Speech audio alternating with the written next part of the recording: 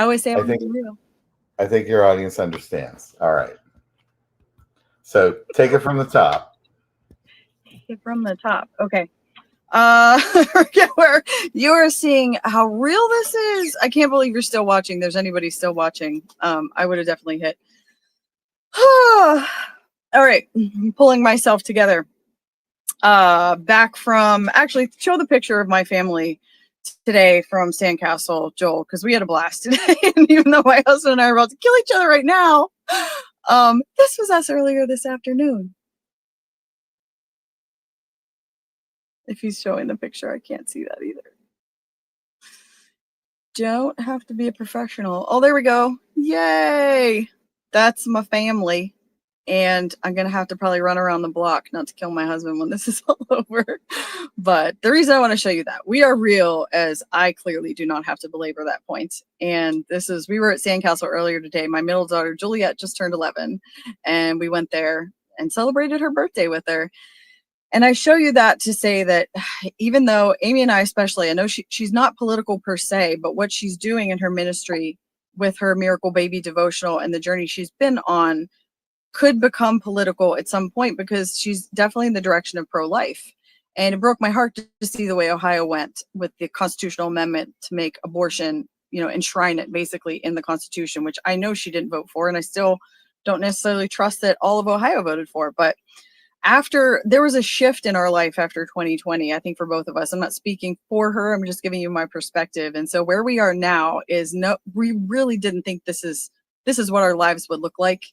And one of the things I find most interesting, I did not expect a President Trump win in 2024, but after he did win, I'm thankful. Don't get me wrong. I'm very thankful, but trying to figure out what life looks like now is equally as challenging almost in 2020, because we have families and I put income opportunities on the back burner for years. We've got to figure out how to pay bills, how to raise kids, and just what is life going to look like post 2020, post 2024. And so what I want you to know is, look, I'm with my family today, and here I am tonight about to kill my husband because the internet's not working and this is really choppy, and I hate that because didn't think I was a perfectionist, but apparently I'm a little bit of one. But do what you can with what you have where you're at. And it's going to take a ton of us doing a little bit to save the country. We have a reprieve for the next 4 years, actually 3.5. We're down to 3.5 now. I believe with the win in the White House, and again, if you're following this from Amy's feed and you're not political, no big deal. Just tune this part out. Maybe you'll just love listening to her story. I believe with the win that we had in 2024, it gave us a reprieve to save the country. We have a small window of time that we can recover. And I just spent the last 2.5 weeks in Fredericksburg, Texas at the Patriot Academy campus as what's called a founding family, because Rick Green and Patriot Academy are forming their own city in Texas called Constitution City, Texas, so they can literally become the government again. And I have an Instagram clip. It's a reel they just did. I'll give you another update. I want Joel to play the Instagram clip, and then I'll give you an update of where that is at right now and a quick snippet of my last 2.5 weeks and how amazing that was and what you can do to either help us or get involved. But go ahead and roll the video. City did not start so well. I just got a call from the secretary of the county judge that he has to cancel a meeting. So kind of expected that because of all the emergency operations. I'm not super down about it, but man, I really wanted to get this resolved today. Obviously, I responded and said, I totally understand. Let me know. I'll come running. I'm 30 minutes away. So we'll see what happens. So what just happened, Dad? Okay, so I just got off the phone with the county judge. I'm trying to contain my excitement here because up to this point, I've had no idea how he was going to respond to all this. Because think about it, we're establishing a city that's going to essentially give us a lot of the authority that the county currently has. He might have said, no, I mean, we're going to fight this. You guys are too small or whatever reason. Anyway, he just called me and he's like apologizing for not being able to meet. And then the words came out of his mouth. He said, I'm going to support you on Constitution City. I'll sign the order. I like what y'all are doing. So that means he's on board. I'm a little bit too excited right now.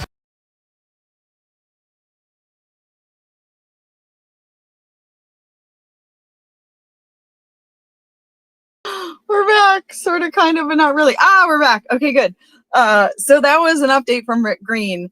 And what they did is they needed a certain number of inhabitants on their campus. They have about 177.6 acres of property in Fredericksburg, 1776. Haha, get it? That's how big the property is. They needed a certain number of people to inhabit the area in order to become a city and file all the paperwork they needed to. And so that day he was talking about was the judge gave them the go ahead.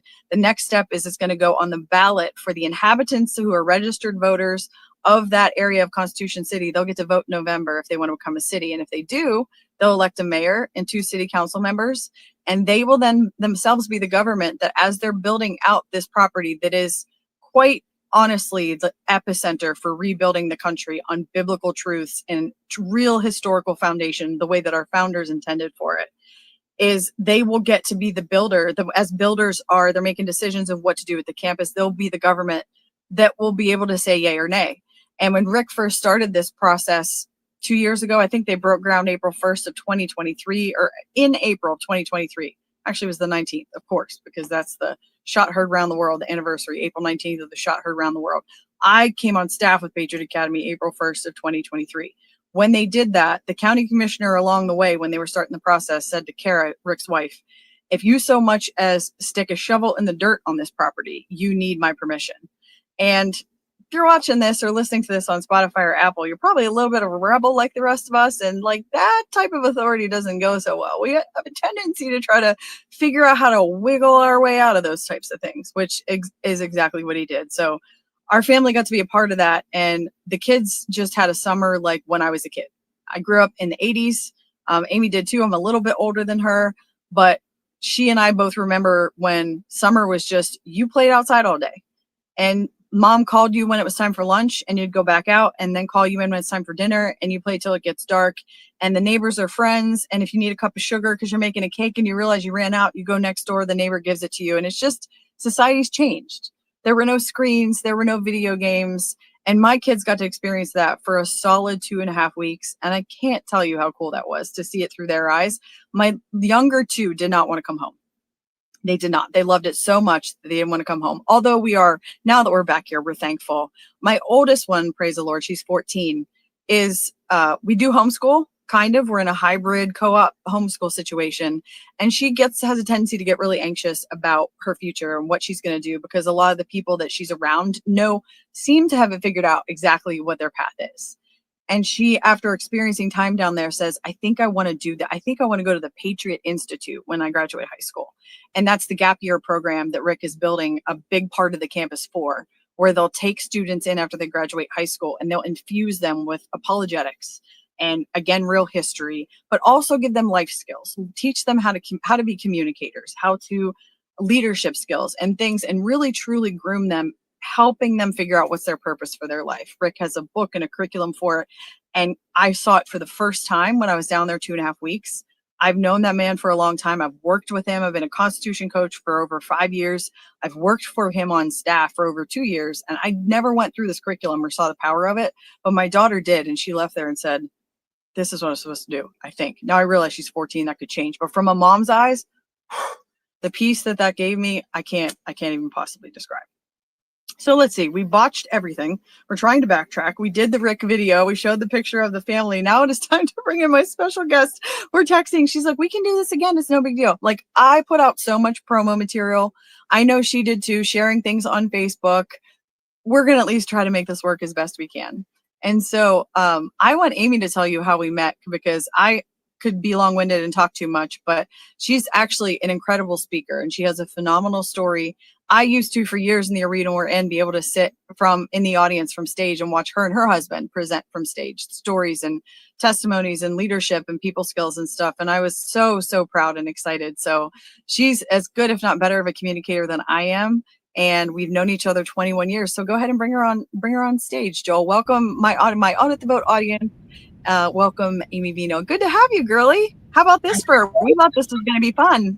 Yeah, train wreck fun. We're just rolling with it. So, well, thanks for having me on. I'm so excited to be here with you. And so we have known each other for over 20 years, and that's hard to believe we're even that old, but it is true. We are. And so Tony and I actually met. We were both part of a multi-level marketing business together, and she was actually one of my mentors. And so we met, let's see, I don't even know what year it was. I think somewhere around 2004. So yeah, I think it was 21 years ago.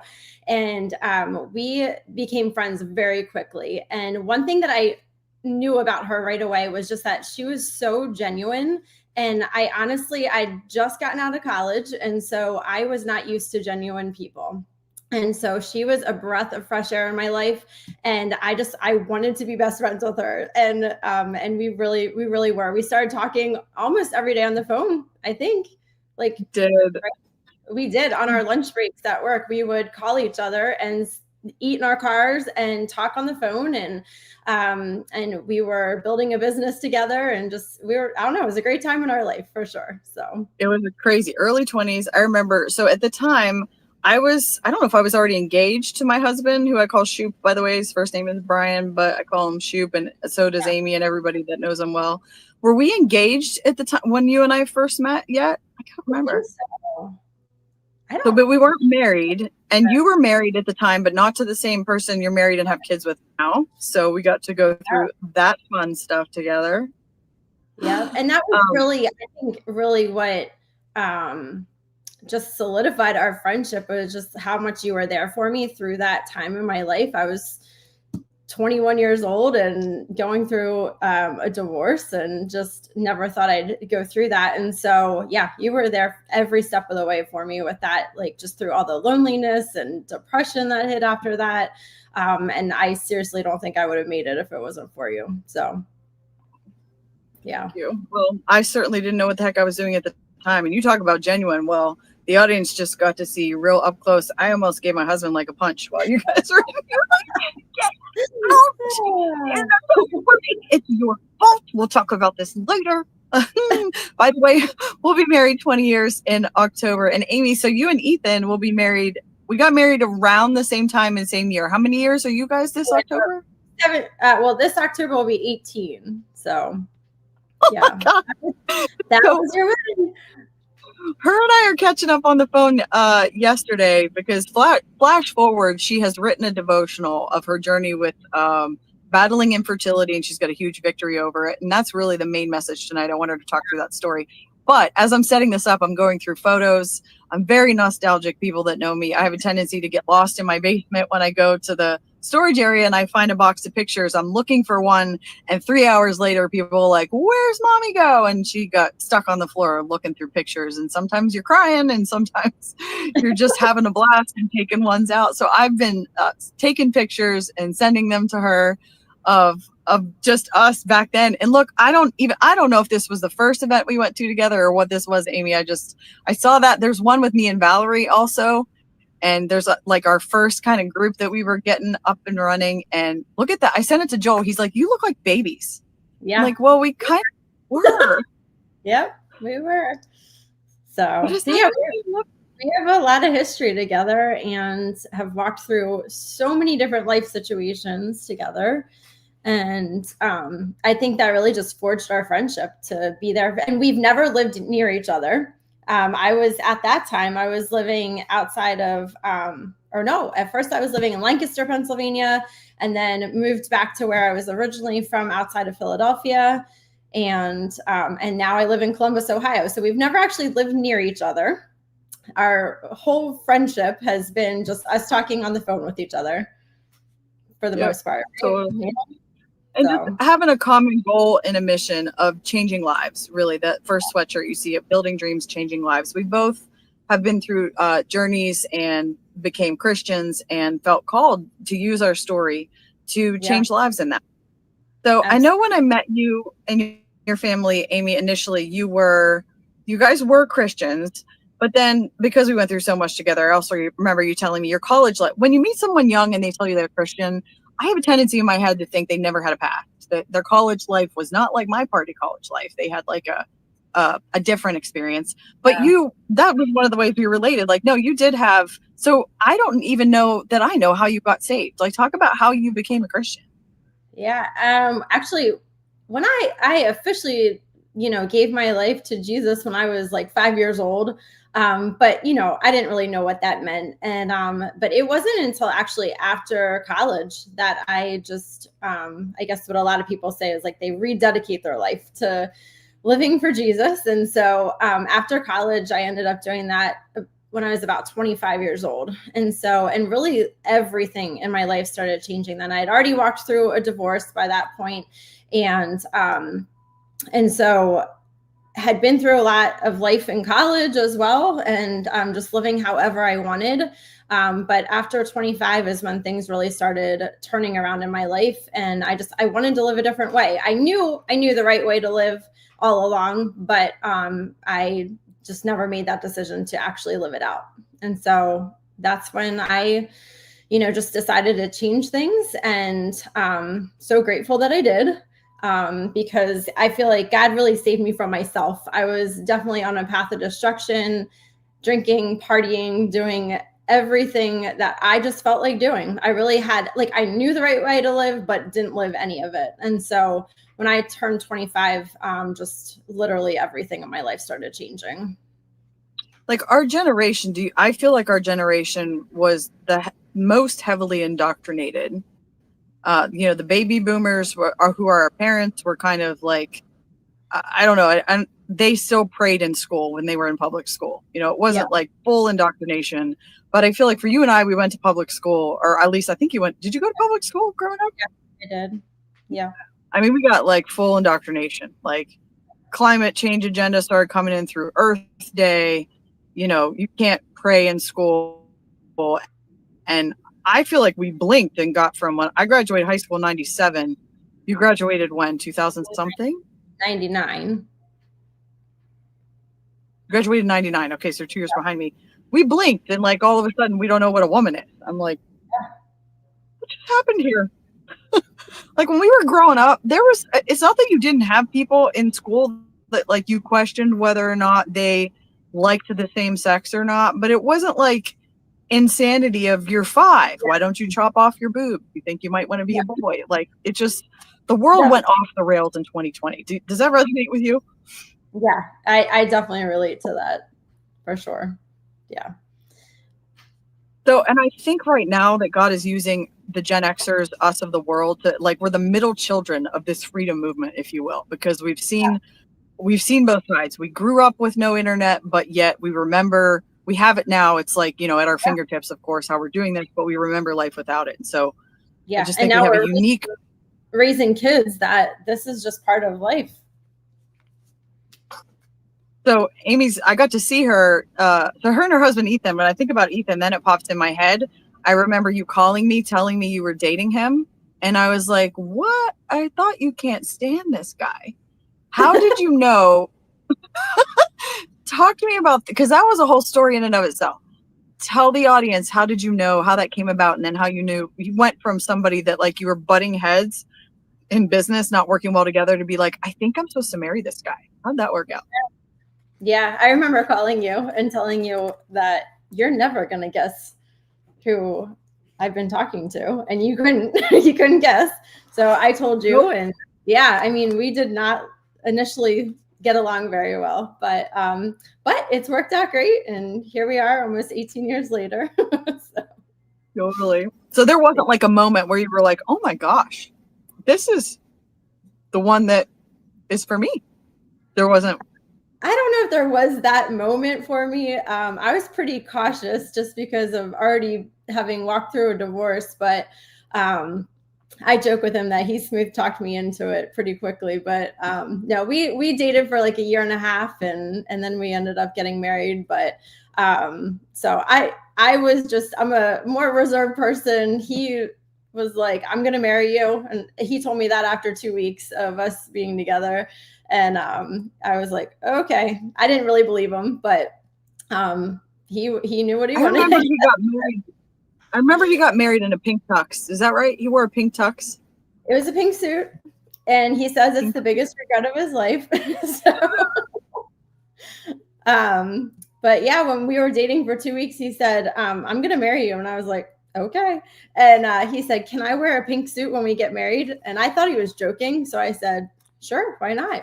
But he wasn't joking, and it was something he wanted to do. And so I just went with it. But yeah, so we don't have the memories of that day. So The memories that have flooded back since we decided to do this podcast together and I started like looking through our history is, I'm sure you're experiencing similar. It's like, what were we thinking? Oh, your hair. Well, the first comment, I didn't think anything of your hair. I thought your hair looked fine. But that was, when I saw you post that on Facebook today, I'm like, oh man. Yeah. That was if you remember that little thing on top of my head, that was fake hair. Do you remember those? Like everybody would wear, not everybody, I'm sure not everybody wore them, but like you would put that like in your, whatever back here or like on top of your head just to make you look like you had a lot of hair, and it was fantastic. So there are some things that should not come back around again, and that is one of them. So I was trying to figure out, was that your real hair or not? So I'm glad you mentioned that, because now, okay. So we went through life. I'm trying to think what happened. 2020 was such a shift, certainly for both of us. I'm trying to think before that, other than, so we walked through the life challenge of divorce. You found a husband. You saw me get married. You were obviously in my wedding. I think the next thing that we went through that was kind of life related was I lost my dad in, what was that? January 2010. Yes. Is that right? Like, are we frozen? Please tell me we're not frozen. We're not. Oh, good. So we've been through that together. And I think Amy has seen, you call me a mentor, but I don't feel like that. I think we became more peers really quickly because you obviously saw how real I was. And she helped me get through some of the hardest moments of my life as much as I helped her. Especially, we both battled with anxiety off and on with certain things. I remember you sending me this book, Calm My Anxious Heart, and scriptures to pray that helped you through your anxiety. So we've gone through that together. And then 2020 was like, what the heck's going on? And most of the people that are watching this, well, unless they come from you, they already know my story. But for those that maybe are watching for the first time or listening on Spotify or Apple Podcasts for the first time, which if this connection is decent and the sound is coming through just fine, please like, share, and subscribe this. I promise we are going to get better quality, and just give us grace along the way as we continue to build out the podcast. But like, share, and subscribe. That helps us tremendously. It helps not just Audit the Vote and me in Pennsylvania, but also Amy in Ohio, and get her Miracle Baby devotional out there as well. 2020, I woke up to, I lived my whole adult life. Maybe Amy, your head wasn't in the sand as much as mine was. My head was in the sand. I was not paying attention to. Yours was too? Absolutely. Yeah. That it was definitely a wake up call for, most of us. And how we were living, we never thought, most of the things that we were hearing, we never thought we would hear. I think we knew there was corruption. I think that's a given that we knew that, but I just think it just opened our eyes to how much and how deep it was. And I really just saw you take a huge turn. And I admire what you've done, because I know your background and nothing in the political world, but you just took that and you knew what you were called to do in that moment. And I just was so amazed at your courage. And do people know like your background? Like you were a nuclear scientist, right? When I met you. I have an engineering degree only on paper. I'm an engineer, but only on paper. Right. But that's the job that you had when I met you, And so, Oh my gosh. Yeah. But, along the way, what I love seeing is just along the way over the years, like all of the things that you were working on and going through just led up to that moment, and it really was like a divine call that you answered. Totally.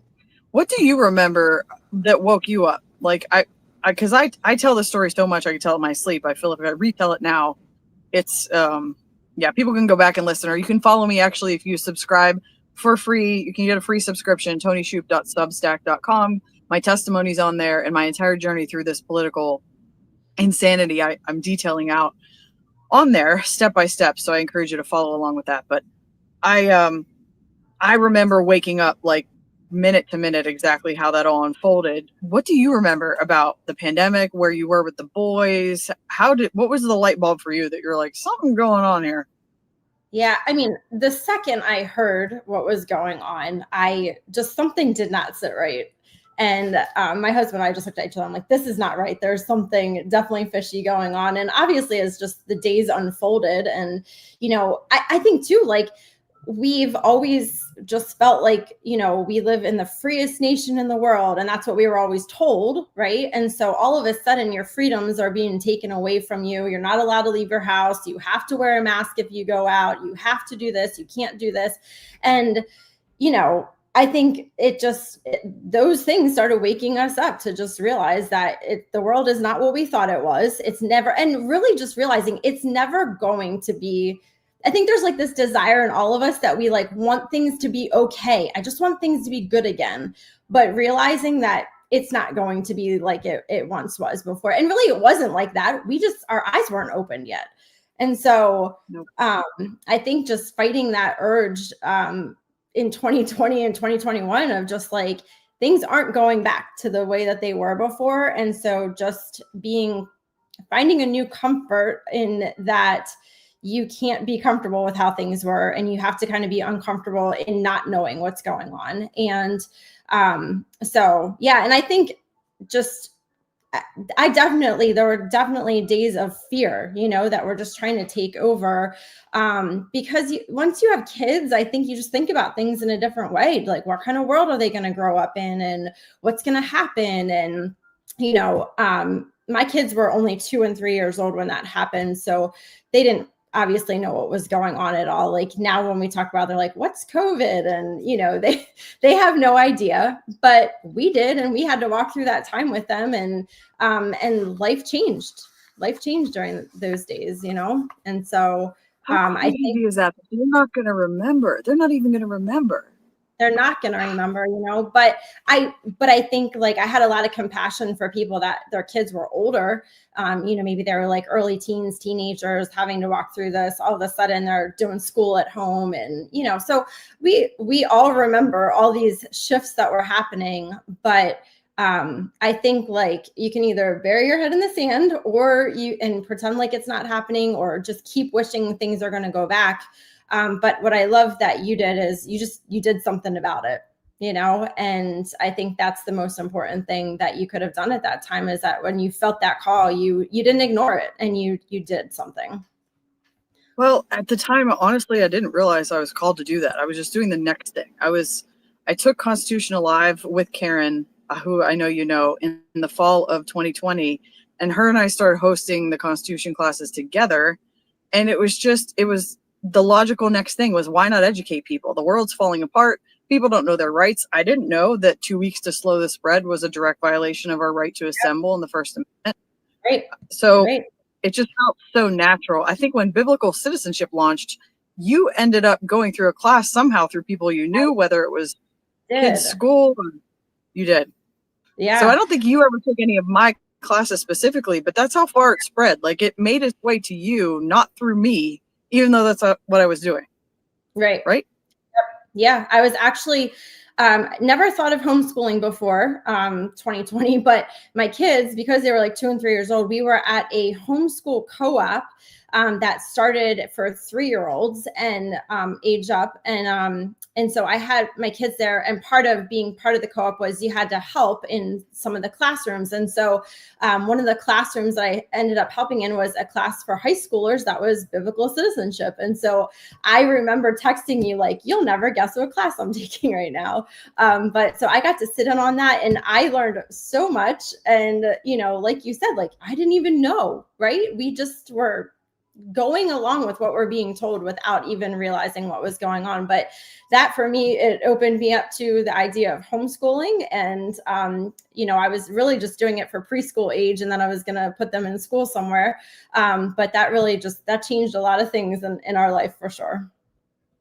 Yep. That was a big wake up, because we were not homeschoolers either. So that's changed a ton. We're finding our new tribe of people that think the same way, if you will.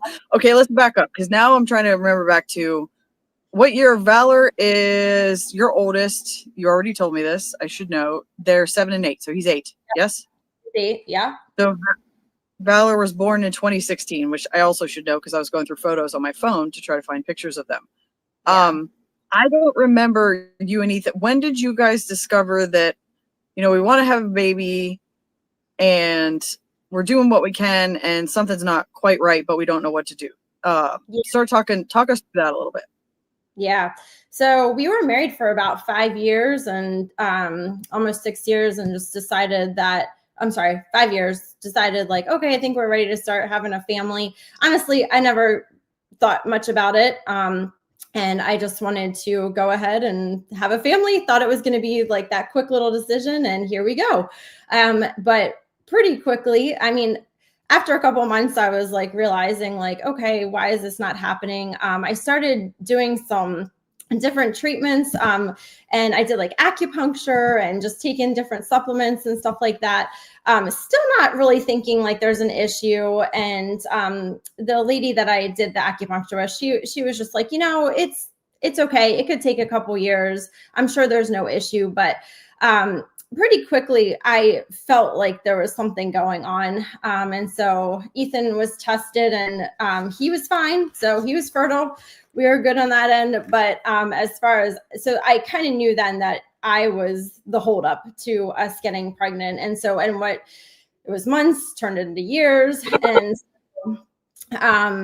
so it took us over 3 years to have our first child, which I know that there's people that have a much longer journey with that, but that was how ours played out. But a lot happened in those 3 years. And really, I just now love sharing about what happened through our infertility journey, because I know so many people are going through it. There's differing statistics out there, but typically it's about 1 in 5 women now experience infertility. And what's happening now more than ever is secondary infertility, which is when people have already had at least one child, if not more, and then they want to have more children, and now they're experiencing infertility. And so why do you think that is? What do you think? Is there a reason? I think there's environmental factors. I think just health-wise, there's all sorts of conditions that people are having that, are causing this. And so, sometimes it could just be like a stress issue. It can be, there's a direct correlation between your mental health and how like the neurochemicals in your brain and how it affects your body and stuff. And so let's just say even the stress of the last 5 years and what's been going on with people, just different things that people have been doing to their bodies can definitely affect that. Where did you start studying this stuff? Like, what are some resources that you can... Honestly, at the time I was working a job, and this goes back. I don't know if anybody remember this, but there was a website. Well, I think it is still around, but I haven't looked at it in a long time. But it was called Natural News, and this guy, he was considered rogue back then, So this was 11, 12, 13 years ago, and this guy is starting to just release information about health and about birth control. And so I'm on his website and I'm reading about birth control and just some of the side effects. And I had been on birth control at that time when I first started like digging into this, before we ever even started having a family. And so I decided that I'm having some of these symptoms. I can see that this is having an effect on me. So my next doctor's appointment, I had already gone off of birth control. I just decided like, I'm married. If I get pregnant, I get pregnant. It's not a big deal. But my doctor freaked out on me, and she was like, what kind of person are you that you believe everything you read on the internet? And so that right there just set me back a little bit to think like, why is she so paranoid that I'm not taking birth control when she knows I'm married, And so I think I just started even questioning things back then, just about what are we putting into our bodies? We're so trusting of doctors. And that was my first like interaction that really just made me not trust a doctor. And so I just would be on that website every day. I started changing the way I was eating because of, I'm reading about chemicals that they're putting in our food and stuff like that. I was like, I read something about a frost. I used to love Frosties, and it was like, did you know there's 27 chemicals in Frosties? And I'm like, so I would go home and tell my husband all these things, like, I'm never eating a Frosty ever again. So I kind of went off the deep end with some of the eating habits, and but are you crunchy now? Would you say you're crunchy? Are you a crunchy mom? I'm not totally crunchy, but sometimes. Kind of. I've done a lot over the years because he told me I was ruining everything and we're never going to have any fun. So so I have definitely chilled out a lot, but that was just the beginning of me starting to research a lot of these things. And I was really good at getting my work done really fast, and I would just sit there the rest of the day and just research. And so when I was trying to get pregnant, I think I already was just in the mode of looking things up. And what ended up happening though, and I really want to get to like kind of just like what now I'm passionate about is, I was so consumed with trying to find answers, and I just became desperate, and if anybody's ever walked that infertility journey, it's like the months turn into years, and every month you kind of get your hopes up and then you get let down. You get your hopes up, you get let down. And it's a roller coaster ride, I know obviously like there are different routes that you can take, and IVF for me just was financially, it wasn't even an option, and I have friends that have walked that route and they have beautiful babies. So I am not like someone that's like anti that necessarily, but like I'm anti that in a way because the average person cannot afford that route. And it doesn't guarantee a baby. And so I have friends that it puts so much stress on their marriage that their marriage fell apart. I had friends that had to get both of the husband and the wife had to get second jobs so that they could actually pay for IVF, and it didn't even work the first time, so then they had to do it again. And and so I'm just like watching people around me go through that, and I just was like, I don't want to do that. It didn't sit right with me for my personal story, and so I want to be cautious with that because like for some people that might be the right next decision for you, but for me that just wasn't. And I actually, we talked a little bit earlier on about how when I was 25 years old, that was when I kind of started changing my life around for the better, but I still like was just kind of your below average Christian.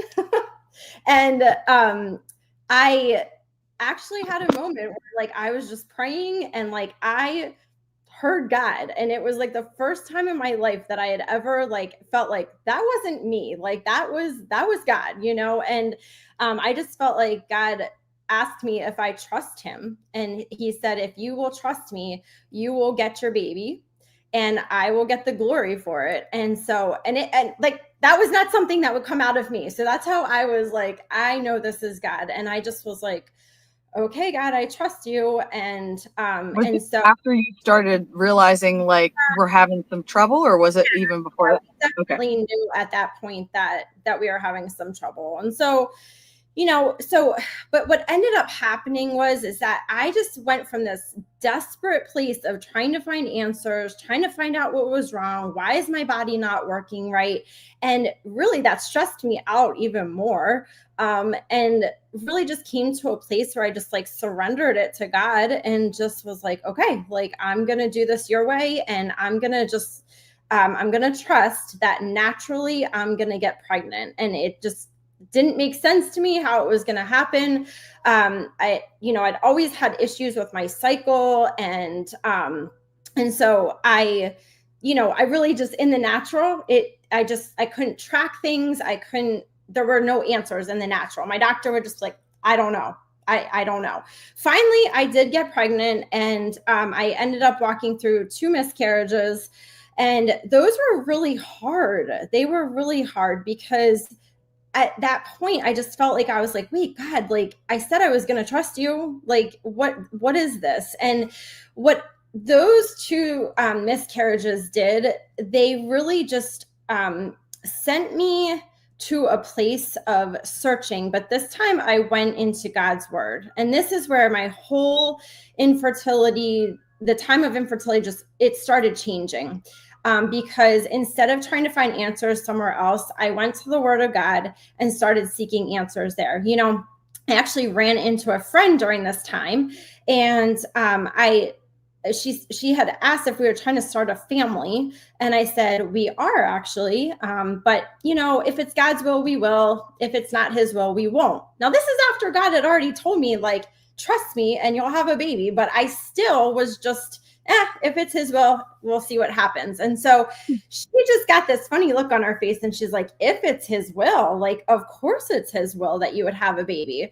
And she was like, you need, you know, this is his will, and it's his will that you would have a baby now. And I'm just like, okay.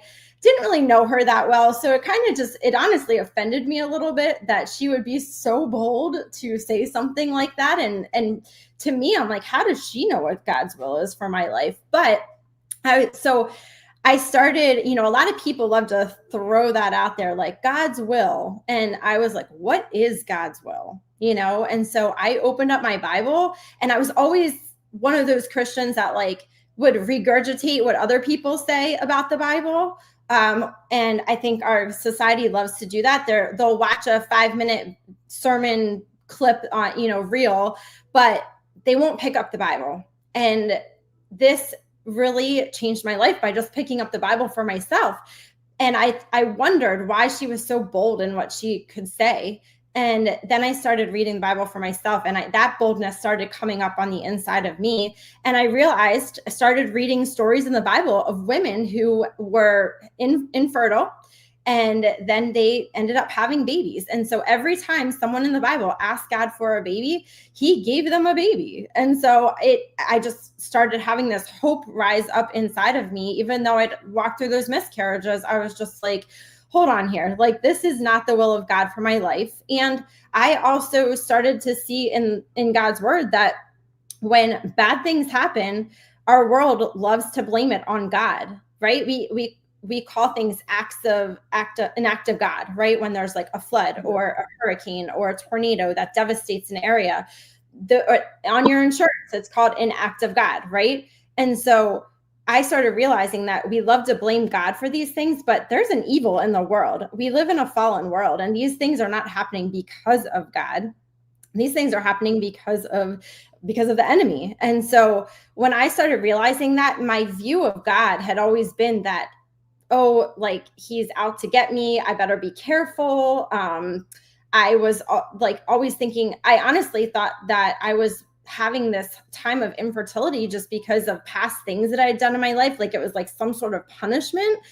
And so I started reading the Bible, and I'm just seeing how much God loves me. And I'm having these moments of just like sobbing because I never realized that. And so, yeah, I had maybe heard people say like, God loves you. Okay, that's nice. Thanks. But I had never thought that for myself, you know? And so it really took a time that was quite tragic in my life, but because I was reading the Bible, things started to turn around, and just this beautiful time of surrender. And ultimately it was forming this beautiful testimony of what God can do when we trust him. And so I'd never trusted him like anything like that before. And so it really was trust, you know, it was that step of faith of just like, okay, God, if you say this, I'm going to take you at your word. I'm reading about you and what you can do and the miracles of Jesus in the Bible. And I'm like, why can't he do that in my life? He can do that in my life. And I realized that my body obviously needed some healing, right? And so I believed God that my body was going to be healed. I ended up doing a fast, a time of prayer and fasting. And after that time of prayer and fasting, this is years into our journey then, but after that time of prayer and fasting, I just had so much belief in my heart that this was my time, and like I wasn't going to have to wait anymore. And a couple weeks after that time of prayer and fasting, I ended up being pregnant with my 8-year-old, but that was my first son. And then when he was 8 months old, I found throw up the picture of Amy and Valor when she was a baby, because this is the first, like she mentioned, our relationship was at a distance. So this is the first time I saw him. This was actually the first time I think you ever came to my house, or right around that time. Look at him, how cute! Yeah. Oh my God. Yeah. I hope you don't hate that haircut. Do you look at that haircut on you and be like, "What was I doing?" Because I think you rock. It was a time in my life, but I'm glad I have longer hair now. Anybody could pull off shorter hair. I thought it was you, but that's the adorable. You saved me. So this picture, like I remember this. We were at your house and I literally was not sleeping at all. He was about almost 5 months, or just 5 months. And I remember not sleeping at all. And so when we got to your house, I was just like, I can't do this. Like, this is supposed to be good, right? Like I finally have this baby that I've prayed for and I am just utterly exhausted. And you were like, hold on, I have a book for you. And you went and got the book. You're like, you need to read this book. And within a couple of weeks of that, he started sleeping 12 hours through the night.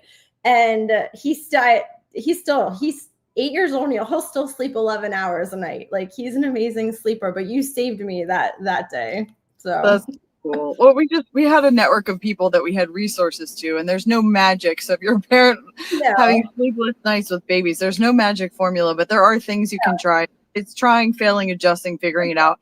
Thankfully, that book I gave you, I feel like Baby Wise, the first one we read, just like wasn't quite jiving. Was it the Baby Whisperer? Which one did I gave you that helped?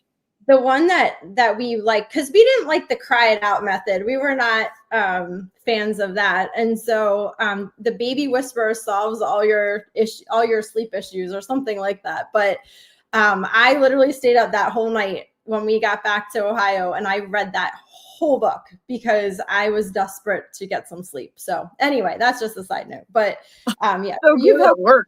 me. You continually help me through different things. You're giving me way too much credit. You know how many people I gave that? Well, I went back through the darn book when I had my third baby who didn't sleep. Still didn't sleep good. And I'm like, what did I wrong? Yeah. So yeah. I derailed you. Keep going. Been through a lot. But yeah. So I mean, I think once it all kind of clicked in my head about who God is and just his healing power, and it just really changed everything, because we were saying, well, we got one baby, maybe we don't even need more. Do we really have to walk through all that again? You know, it probably will take a while. I'm not gonna, go there. Well, little did I know when I was saying that I was already pregnant. And so when my son was 8 months old, I was pregnant again. And so my kids are 17 months apart and they're little buddies and it's awesome. And we were just, I know you can't be surprised when you get pregnant. You know how you get pregnant, but we were surprised because it had taken us so many years to get pregnant before. And here we are, not even trying. And, we end up with another little boy. And so that was just a total gift from God to experience just that effortless enjoyment of getting to become parents all over again. So I think that's adorable. So 2 things that I remember. My husband's here, by the way. My phone's overheating. I don't know how the connection is. I think there's a little bit of a delay for me. How is the sound on your end, Amy? Can you hear? I can hear you fine. Okay, good. So the sound is good. The video might be a delay. So my husband's here to help me because my phone is overheating a little bit, having to run it instead of the computer. But we're going to push through this and maybe figure out a time when you and I can, in person with Joel, do this again so we get a little bit more cleaner version of it. But either way. 2 things that you made me think of. I think that is common for people, maybe not common in the church, but at least in the realm that we were in. We were always reading books written by pastors about the Bible, telling us this was what they got out of it. And I don't want to take anything away from that, because there's really good books, and it is good to get multiple perspectives and multiple people. How has the Holy Spirit talked to them? But to your point about not actually reading the Bible themselves, I found myself in the summer of after Savannah was born, who is my firstborn daughter. My dad passed away in 2010. I had her in December. He died in January. I had her in December. And in the summer of 2011, I started having massive anxiety attacks. And what I started to realize was I was just starting to grieve the loss of my dad, which sounded ridiculous when I realized what was going on, because he had cancer for 3.5 years. And like, we knew it was coming. And when he first passed, I was so relieved that he wasn't suffering anymore. But what I didn't realize is, because I wasn't reading the Bible, like you just said, I didn't know that Christians were allowed to grieve. Right. I was completely hoodwinked thinking that we're Christians. I know he's in a better place. He's not suffering anymore. I have no right to be sad. And I literally did not let myself experience any type of grief. And when I found out what was happening, and I got into some grief counseling and I walked through that journey, it was amazing. But I did learn, hey, you might want to read the Bible for yourself, because reading other people's interpretations of it, never actually truly studying it for yourself, Right. I feel like it bit me in the rear. Like it actually caused an issue later on in life. Right. Absolutely. Yeah, I think just allowing ourselves to walk through that, and if you don't, it will come back at some point. Like you said, like you didn't allow yourself to walk through that, so it shows up in different ways. And whether it's like people trying to gain control over different things in their life, or it shows up in anxiety and depression, it will show up in your life in some sort of way, and you're going to be forced to deal with it. So yeah, I mean, there's nothing in the Bible that says that we're not going to walk through that, right?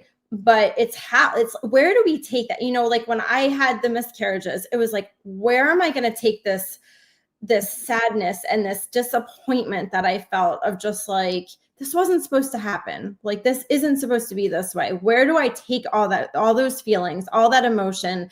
And in my, previous years of life, I'd always just tried to solve those things on my own. And this time I took it to God, though, and I just let him heal my heart. There was so much healing that needed to be done in my heart. And I think you had mentioned earlier, like we had shared a book with each other about anxiety, and we both had to walk through that at different times. And, 20 years of friendship, we've walked through things multiple times together. And sometimes things try to come up again that you have to, in 2020, I mean, walking through all that, I had anxiety to try to come back up again. And I'm just like, wait, I thought I've dealt with this. Like, where is this coming from? But, like I'm a person, I like to be in control. And so when we were walking through 2020, there was no control, right? And we felt very out of control. And so that crept up again in my life. But, once I had walked through this with the infertility, now I knew where to take these things so that I can get healing. It's true healing, and it's coming from my Father in heaven, so that I'm not going to keep dealing with these things, right? If they try to come up again, I know exactly where to take it. And so it's not like I'm walking through it for years and years and years and years. But it's just, yeah, I mean, faith is not a formula, right? Like, I think we want all the answers. We want someone, like, it's almost like that, just tell me what to do, God, and I'll do it. Like, but wait, like, we're missing a part of that. And the part of that is that he wants a relationship with you. And, I always tell people, that I've been able to help so many women navigate through this time of infertility that they walk through. And I tell people, yes, I heard from God directly that this is how I was supposed to walk this out. Why don't you ask God how you're supposed to walk it out? He will speak to you. And I think a lot of people are like, God will speak to me? Like, why me? And it's like, no, he will speak to all of us. And it says in the Bible that when we seek him, he will be found by us. And that's a great promise. And so we can go to him. And there's verses that tell us that when we go to him and we pray to him, he hears us and he answers those prayers. Now here's where we run into an issue. We've all prayed prayers that haven't been answered. And so when enough of that starts to happen and we see things, maybe a lot of disappointments happen, or, you're watching the news all the time and just all of the heaviness and the tragedy and traumas, and you're taking all of that in on a daily, regular basis. And what starts to happen is you're forming your belief system around that. And we can end up with a worldview of like, this world sucks, this world is evil. And it is, there are evil parts, but when we have a view that God is writing this beautiful story, yes, there's war, right? We are in the midst of a great war, but there is still a beautiful story. There's still beauty in the world. And when we choose to look at the beauty and the goodness in the world instead of just the evil, it really shifts our perspective, and we can start to see what God is wanting to do. And so not letting the disappointments and the heaviness of everyday life change our theology, right? You might not even have a theology at this point, but that's why getting into the Word of God is so important. And like, even more than getting to tell women about how God wants to give them a baby and answer their prayers for that, I love just encouraging people to actually get into the Word of God, because that is what is going to change your whole entire life. You know, when we were walking through that infertility season, like, our finances were a mess, our marriage was not doing good, and we just saw God start to change all of it. And we, you know, just when I look back on that time now, I almost don't recognize us, because it was such a different life than how we are living now. And it's not a perfect life now by any means, but it's a great life because God has done so many good things in our life, because we started learning for ourselves what the Word of God says. And it really is life-changing. And so, like, that's what I always want my message to be, is just about how much God has changed our life, and how when you get into the Word of God for yourself, it will change things, you know? So what do you say to people that, because this is what hoodwinked me, which is my own fault, but when I tried to read it, I became a Christian early 20s at one of our business functions, and you remember, you know, Bob calling us, and he started mentoring me and my husband, and told us to read the book of John as soon as and he kind of walked us through the basics of developing that relationship, and started trying to disciple us. But when I tried to read anything outside of the 4 Gospels for myself, not going through the public school system and not having that biblical worldview, whether or not you could reject it later on, but I think it's important as a child to have a full perspective of history, because since I didn't have that history, it was like foreign. I felt like I was reading Chinese, and that's why I was drawn then to books about the Bible, because I tried so many times and I was just like, this isn't resonating. How did you get it to resonate? Or did it always resonate and then you just got out of the habit? Help me through that. No, I don't think it always resonated. This is why I don't think I really read it. Like, I would maybe, you know, knew the, you know, more popular verses out there, right? But like, didn't know anything that the Bible said. And like, I think that if someone is just trying to get into reading the Bible, it can be really overwhelming. Like, I have my Bible right here. It's a big book, right? Like, and it can be really scary to be like, you want me to read that? Those are really small words. But I think that first off, you have to just start somewhere, even if it doesn't totally make sense, but just always praying and being like, God, like, I don't understand what I'm reading. So can you help me understand what I'm reading here? And some parts I've had to read more than one time. Some things that are even easy to understand, I read more than one time, right?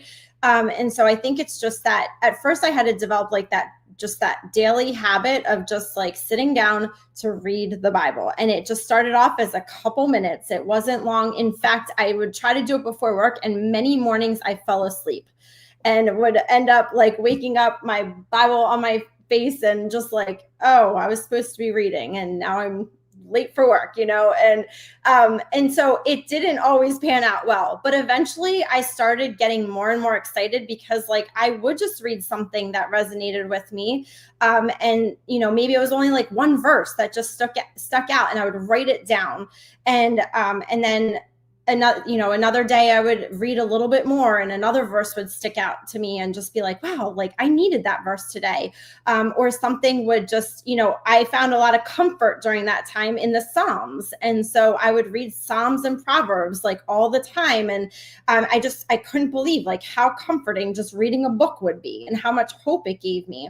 And so I think I got more and more excited the more I would read it, right? Like, and when I wasn't reading it at all, I wasn't excited about it, because it wasn't helping me, and I couldn't see that, right? But I think just knowing, you kind of just have to take that on faith, that like, okay, if I'm going to do this, like, I believe that it's going to change my life. I believe that it's going to help me start understanding as I read these things, you know? And it is good you can ask other people, you know, hopefully finding someone else that could maybe even read it with you, and, maybe joining a small group at your church, and, asking other trusted people around you to help you with that is totally fine. But I do believe that if you just start reading it for yourself, that it will make sense the more that you read it.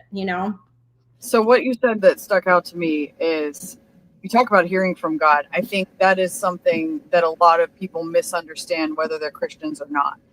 You watch the movies, you grew up the way you did. I used to think that hearing from God was like that audible, deep James Earl Jones voice that like spoke to you in the darkness, but it's not. And I've also found that it's different for everybody. So what's the difference in my journey and probably yours as a Christian now versus when you accepted Christ as when you were 5 and then fell away and recommitted your life later on? When you finally realize it's about relationship, which also used to be super foreign to me, when I would hear about that, how can you have a relationship with somebody I can't see? I can't, that just makes absolutely no sense. Sure. But when I started to understand what it actually meant, the relationship is so vital in hearing from him, because I don't think he talks to everybody the same way. No. For me, confirmation comes from trusted. This is just how he's worked in my life. I have thought I heard from him in the past and it didn't pan out the way I thought it would. But when I go to him now and seek prayer and ask him questions, my answer comes through trusted Christian brothers and sisters. And when it gets to like the third one, if I'm asking him, should I do this? Shouldn't I do that? When I get the third person to come to me and say, you really should, whatever it is. And I'll give the example of the lawsuit against Governor Shapiro in Pennsylvania. When you remember that, and I don't want to get it down that path and tell that whole story, because again, it's all documented on my Substack account. But someone told me, one person, when he threw me under the bus in September 2022, you should sue him. And this was a trusted Christian. And I'm like, that sounds great, but that's a lot. There's so many things to unpack. Do I want to poke the bear? Like, first of all, I can't afford a lawsuit. I just went almost 2 years with no paycheck, kind of leaving everything aside and trying to get election integrity figured out in Pennsylvania. I wasn't working for Patriot Academy yet, so I didn't have a steady paycheck. I'm like, I don't know about that. But then, so I prayed about it, and next thing I know, within less than a week later, I have another good Christian friend that I know that reached out and said, you really should file a lawsuit. I'm like, okay, second one. And now I'm considering it. I'm starting to ask more questions. And when my attorney who filed it, who was also a Christian, reached out and said, we should do this. We can do minimal fees. It doesn't have, we can do most of it pro bono if you can come up with, a certain amount to begin with, and we'll do it for free. I was like, third one, son of a gun. Okay, let's do it. And so how do you recognize his voice? I know that's how he speaks to me. How does he speak to you? Yeah. So I feel like I have felt that, like, it's just like that inner voice of just like, I know that wasn't me, and that had to have been him. And I want to say this because I heard a pastor say this, and I just felt like it was so helpful. Someone had said, I can't hear the voice of God. Like, what do you recommend? And he said, read the Bible out loud. This is God speaking to us.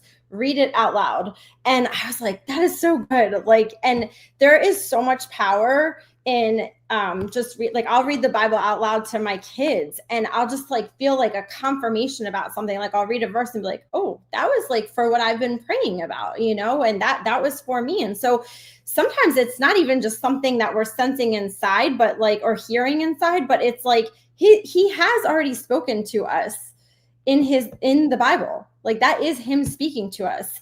He might have been speaking through men, and they were told to write it down, but that was him speaking to us. And so he didn't leave us with nothing. He didn't leave us to just fend for ourselves. No, we can have a personal relationship with him, and we have the word of God. And that's why it's so important to read it, because that is him speaking to you. And so I know some people just sense him, right? Like I am like one of those people that I can like sense him, and I usually just get this like very peaceful feeling, like when I'm looking for an answer. Yes, like peace is a good indicator. Joy is a good indicator. Like if you're having a really, really just rough situation, but inside, you know, you're just feeling very joyful. Like, that's God, like that is him, you know? And so all it takes is one encounter and everything in your life will change, because you'll realize, like, he's speaking to me, like this is for me. And so yes, people are going to sense him, hear him. Maybe you'll feel something, like, you know, there's been times where I've just gotten like goosebumps, like, and I'm like, okay, God, I know you're like telling me something here, you know? And so I think the more pressure, though, that you put on it to try to hear from God, I think that's where people kind of get stuck, is because they're just putting so much pressure.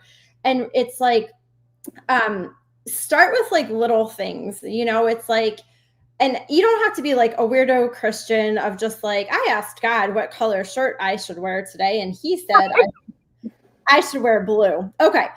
I'm not talking about that, but I'm just like, you know, have you ever, you know, someone that I do enjoy following, and I always hesitate to say like, you know, this person, No.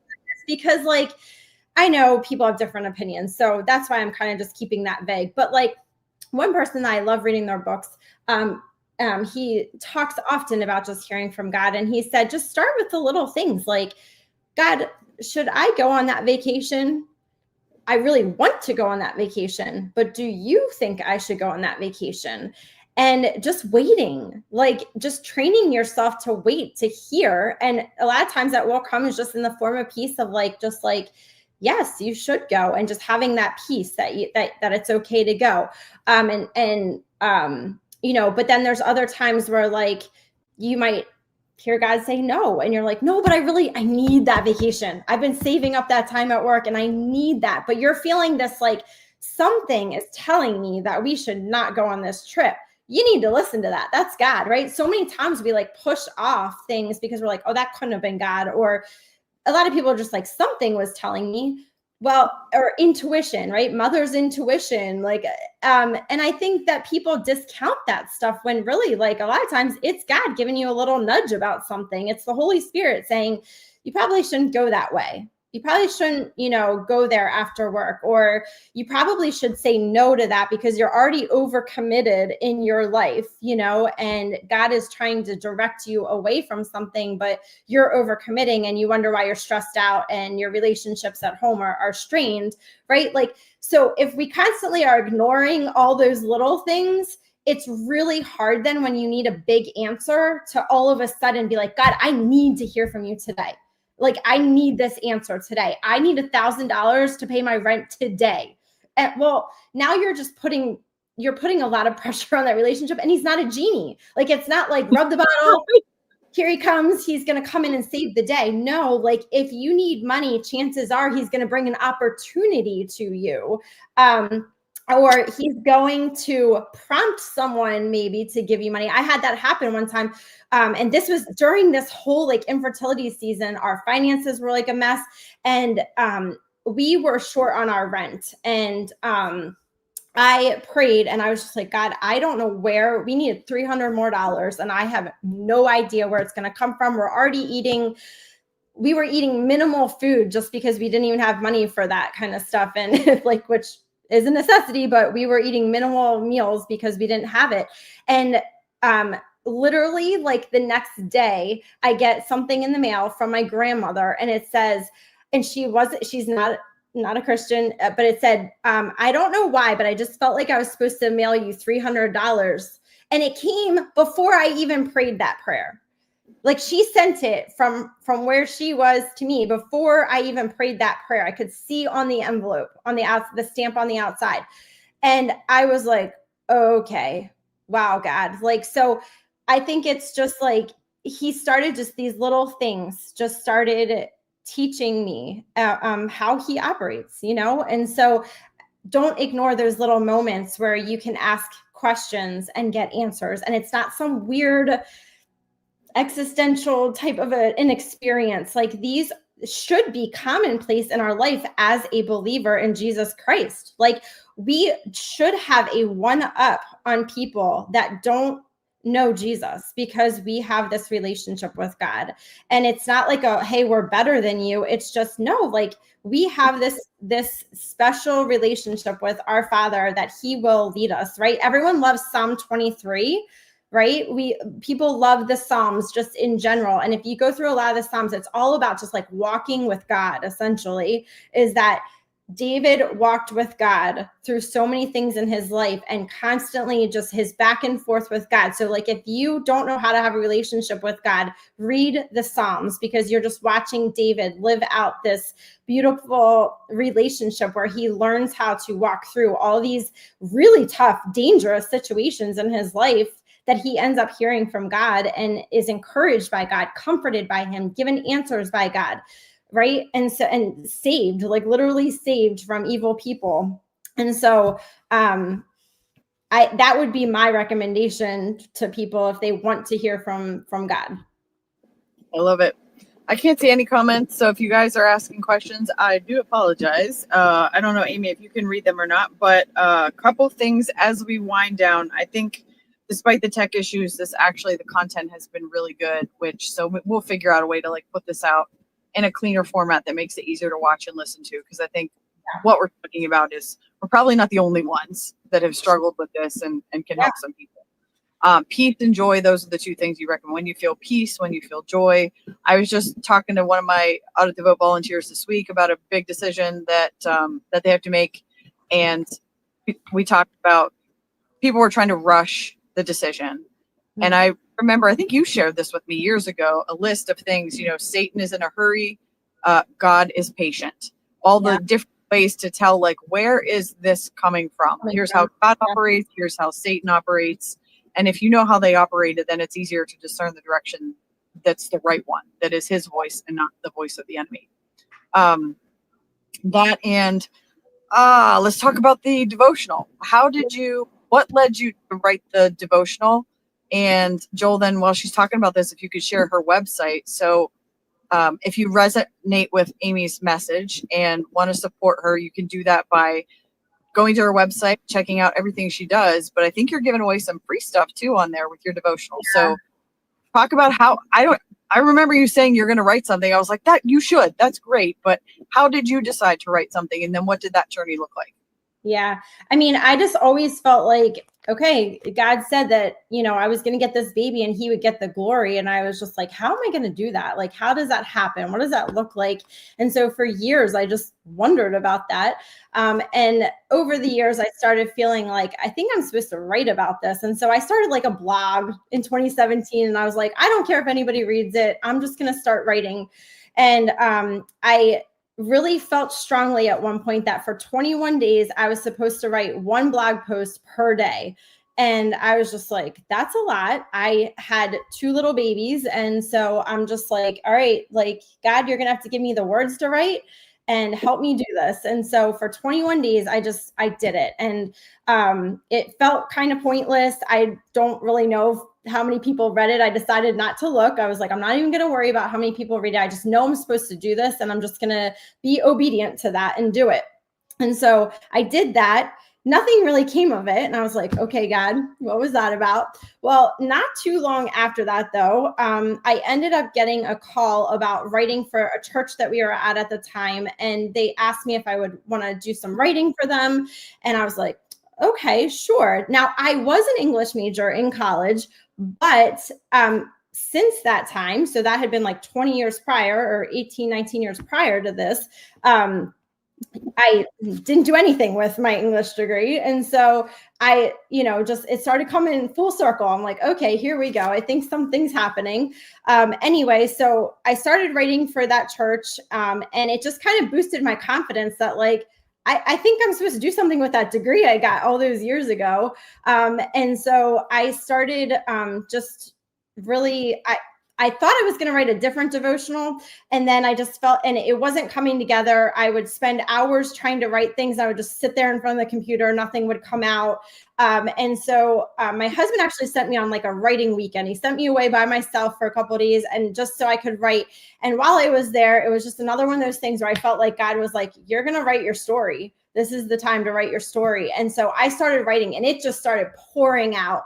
And so I wrote a 30-day devotional for women that were dealing with infertility so that they could just be encouraged while they're walking through. So, that was one of the hardest things, is like, there just wasn't a lot out there at that time, 10 or so years ago. And I just felt lonely all the time. Like, it felt like everyone else was having a baby. It felt like no one else was having an issue. It felt like I was the only one that was stuck in this, trying to have kids. My friends are just popping out babies left and right. I'm constantly on social media seeing birth announcements. I was one of them. Like, oh my God. I remember you were pregnant, I think, with the second one, when I was pregnant with my third. That was a total, like, he was a gift from the Lord, because we were not trying. In fact, I was on, this is too much information, but hey, we're two women, so deal with it. I was on birth control. So she was like, oh dear Lord, really? So yeah, I was one of those people that was like, my husband breathes on me and I'm having a baby. Like, I don't, anyway, sorry.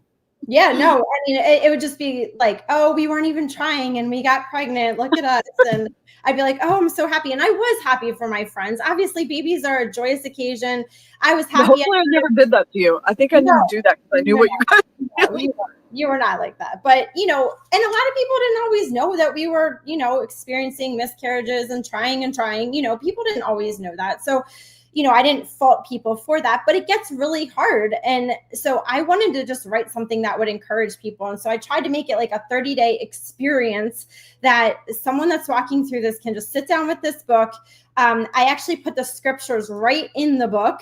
And so even if someone doesn't have a Bible, they can still read the written word of God and what it says about their situation and getting healing in their life. And it really just covers spirit, soul, and body, right? We are made up of these three parts. Yep, they can get it there on Amazon. And so it's, like I said, it's an experience for people to walk through, of just like a little, daily reading that they have, the scripture readings, and then there's places for journaling. And if you're like, well, I'm not a big journaler, what it is it's space for you to just write down what, like, if something stood out to you from the reading that day, whether it was a verse or something that I wrote, and what do you feel like God's trying to speak to you about this? And so it's starting to help people learn how to like hear from God.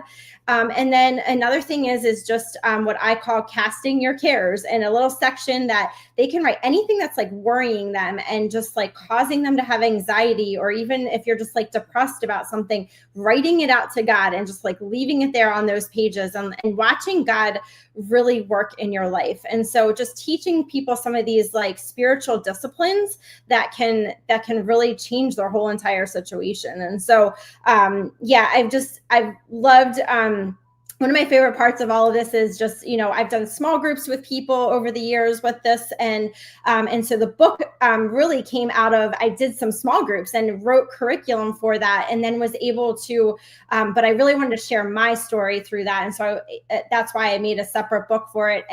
But going through these small groups with people, and then getting text messages and phone calls of just like, I'm finally pregnant, and getting to celebrate with people, and just seeing, when they have the baby, they send me pictures, or getting to go to these baby showers of people. And it's just like, it's such a beautiful thing to just see God work, and people trusting, people just having ectopic pregnancies and just walking through horrific situations where they just never thought that a baby would be possible, a healthy, full-term healthy baby would be possible. And then to see them walk that out and have these beautiful babies. And so there's testimonies in the devotional of some of these girls that have willingly shared their story and stuff. And then also on my website, I made an audio series. So if somebody maybe doesn't want to read the book, it is actually different than the book. But if somebody is just more prone to listen, there's an audio series that they can purchase that goes through the different topics in the books. And so it's not the same type of experience that the book is going to give them, but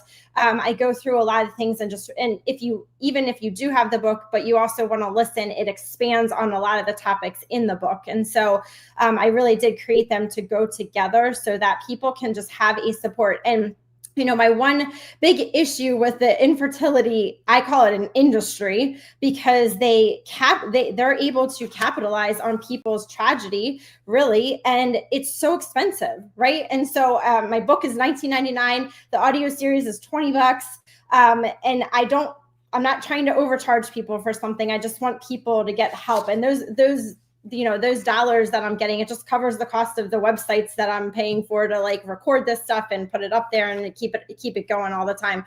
And so I really have just had a heart to help people in whatever situation they're in. And not have to charge a whole bunch of money. Like I know there's coaches out there they're infertility coaches, and they'll charge thousands of dollars for people, and doesn't guarantee anything. But you know what? The Word of God is very predictable, and that's what I love about it. And God has a good plan for anybody that's walking through the infertility, season, if they'll just trust him. And so that's what I want these resources to get in people's hands. The last thing is that if you go to my website and you just want something for free, there's a couple different documents on there. You just put in your email, click which document. You can get all three of them if you want, and they'll be sent right to your email tonight. And so you can grab those. One of them is a devotional that is for mothers. So if you already have children, but you just want some daily encouragement, there's a devotional for that. And then the other one is a free 7-day. So the book that I wrote is 30 days. This is 7 days of those 30 that you can just kind of see what it's like and get a feel for it. And then you can, see if you want to purchase the rest of those days by going on to Amazon and buying the book there. I love it. So can they buy the book right on your website or just on Amazon? The website will just link them over to Amazon. To Amazon. Okay. Very good. Yeah. So let me think. I thought of a question. It just now scooted out of my brain. That is such a good picture of you, by the way. I don't know who did your headshots, but they did a great job. I was pulling them off of there for promotional material for this stuff last night. So her website is just her name, amyveno.com. She is willing to speak at churches. In fact, trying to figure out if that's really where God is calling her next. And so if you're affiliated with a church that wants to bring in an inspirational story like this, whether it's other mothers dealing with infertility or like she's saying, I think it's just a good encouraging story that gets believers to understand the value of actually reading the Bible every day and how God will walk you through the challenges of life, even if it's not exactly what she's dealing with. Can they reach you through your website? I think they can. Yep. They can also email me, just amyveno@gmail.com. And also on my website, there's links to my social media, so they can reach me on Facebook or Instagram. And you can follow her on social media because she posts some cool stuff about just a journey with her family and mentioned genuineness in the very beginning. I feel the same way about you. Like we're just real. We don't have secrets. Yeah. And not that we don't have, didn't do things wrong in our life, but both have a heart for just helping people. And absolutely. Nothing you can ask us that we're going to be like, oh, I can't talk about that. Yeah. I shouldn't say nothing because now that I'm in politics, there's probably stuff that I'm not supposed to talk about. But I would anyway because I have a big mouth. My husband was just giving me a hard time about that earlier today because I said something to family. He was like, why would you tell them that? I'm like, because you and I talked on the phone last night about relationships and things that have gone awry for stupid stuff that I stick my foot in my mouth more often than I should. And I'm learning. Really glad I called you last night and said, do you want to talk about this or this? No, maybe not. No. Yeah. I hope the sound was okay. Yeah. I know the video was choppy. Amy, we have to figure out our next steps if we should do something like this, like in person, and what to put together, because I think both of our journeys colliding and the things we've learned, we can hopefully really help people and impact. We want to make an impact. That's what we've always wanted to do. And I know when we met in our 20s, we didn't think this is where we'd be in our 40s, but here we are. Here we are.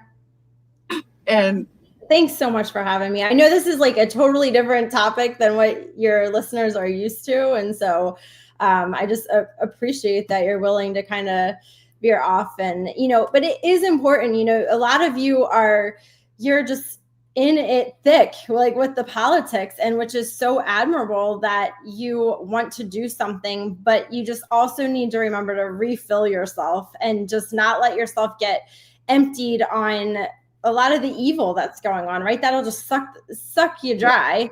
And so hopefully this just encourages you to refill yourself with the word of God so that you can go out there and make more of a difference, right? Like you're no good to anybody when you're just completely depleted.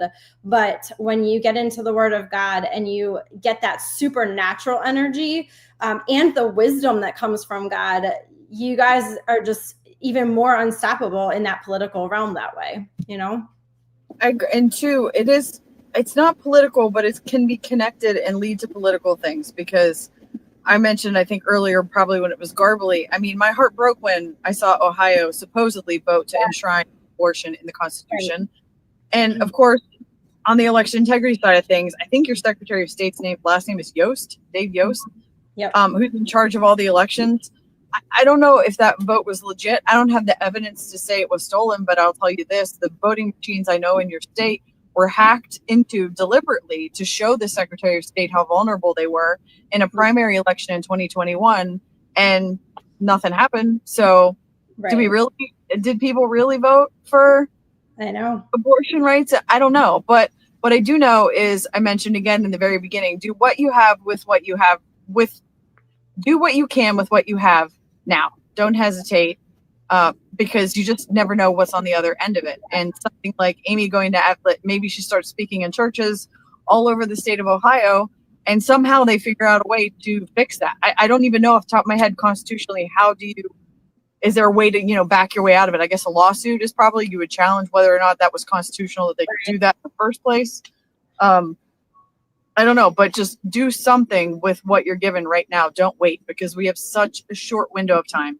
3.5. I don't want to see any of our kids have to live in communism. I don't think anybody else does either. I think those that are buying into the crazy left stuff just are blind to where it's headed. Nobody votes their way into communism, but you're kind of blinded one step at a time. The boiling frog, the parable of the boiling frog, a little bit at a time. And thank God we woke up in 2020. Thank God, because man, we were boiling slow. Talk to me about, we'll wind up with this. I don't know. I know you voted for President Trump. Maybe you love him now. Maybe it's just okay. But in 2016, when he won, I guess that was right when either you were pregnant with Valor or you were having some breakthroughs in there. Were you excited about that win in 2016? So I was due. My due date was election day. And so I voted ahead of time then, because I was like, well, I might not be able to vote. And I was so sure I was going to be having a baby on my due date, which was not the case. I was 10 days late. But I do remember that day so vividly, and just, I felt a relief that there was hope, that like, okay, we're always being told that everyone supposedly thinks this way, but it was clear when he won that that's not the truth, that there's actually people that do not feel that way. And so I felt a lot of hope and relief when he was voted in, but obviously very quickly that all, changed. And it was just, and we've just seen where that's gone the last, 8 years. And so, I think I was very excited then. And I did vote for him again this time, and, we'll see. And I think he's getting a lot of things done. I have my thoughts on it, but I'm hopeful. And I think like we have to keep hope. It might not be him that gets things done, but, and I know, what you talk about so much is just the grassroots efforts. It's, it's on the local level that we need to be doing things and be concerned and even being aware, right? So many things happened before because we just weren't aware. Right. And so just making sure that you're not just, putting your head in the sand, pretending like nothing's happening, and, turning your head the other way. That we can't do that. We can't go back, Yep. The school district, perfect example. And this is a perfect way to wrap up too, unless you have parting thought. I want you to have your final say and parting thoughts. But the school districts, for example, I didn't even think, I had my kids in a private Christian school before COVID. So I thought, well, I'm not even using the public school system. So why should I pay attention to the school board? Right. No clue that that's how indoctrination, if you study history, Nazi Germany, it starts through they're always going after the young generation, because that's the future. And that's the whole way it crept in, was through indoctrination in our school systems. And if we're going to fix it, it's got to start right back there. Right. I wouldn't have known that otherwise, and was paying absolutely no attention to the things going on just around us. And so I am building now a guide for grassroots organizers called Lead with Your Strengths, because I've seen so many people get burned out over the last 5 years. And I spoke to someone last week who was on a school board who's like pulling his hair out, like, this is awful. You know, county parties, I'll see good people that like take over with great intentions. We want to grow it. We want the principles of liberty to thrive in our community. So we're going to take over the party and do things. And then that goes south. And it's just, you and I both know from studying success for 20 years, that's just how things work, because we're in a fallen world. Yeah. And you learn that you get success from just not quitting when it gets hard. But how do you navigate the muck of all of this? And that's my goal of the handbook that it's called a handbook, Lead with Your Strengths, a personality-based guide to grassroots organizing, to help infuse the grassroots, build better leadership skills, people skills, to avoid the burnout and have maximum effect. Because this is so much more than one president. I asked you about that Trump in 2016, Amy, because I just remember being like thankful it wasn't her. Like, I wasn't really excited about it. I was just like, well, it's not her. That's good. And mostly because of my pro-life views, because a conservative Christian, I'm pro-life. Thankful we're not going to, abort babies at the 9-month term like she was all for in New York City. But no real idea of what was going on. And so that's the cover. We're still working. It's nowhere near, I shouldn't say it's nowhere near, it's getting close to finishing up, but I've got a little bit of work to do. My launch date, I'm planning on launching the whole thing through my Substack on August 18th, because it will be the 4-year anniversary that I had dinner with President Trump. Me and the Audit the Vote team were blessed to end up going to Bedminster. And actually, it's insane for anyone that's listening doesn't know my story, that I went from knowing nothing about, I didn't even know who the governor was in 2020 when they shut the schools down. And 11 months later, after 11 months after taking the Constitution class in 2020, me and our whole team of volunteers were having dinner with President Trump. And that, I don't think that was an accident. I think, of course, that was by design.